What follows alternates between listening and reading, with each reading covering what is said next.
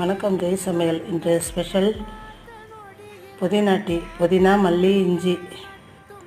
புதினாவை கிள்ளி போட்டுட்டு இஞ்சி மல்லியை நசுக்கி போட்டுடணும். பனங்கல்கண்டு தேவையான அளவுக்கு பனங்கல்கண்டு போட்டுக்கலாம். 2 டம்ளர் தண்ணி வச்சுருக்கேங்க. ஊற்றி கொதிக்க வச்சுட்டு பார்க்கலாங்க. சளி, இருமல், ஜுரம், கை கால் வலி எதுவுமே இருக்காதுங்க. புதினா டீக்குங்க ஒரு 2 டம்ளர் தண்ணி வச்சுட்டேன். அதில் புதினா, மல்லி, இஞ்சி எல்லாத்தையும் நசுக்கி போட்டேங்க.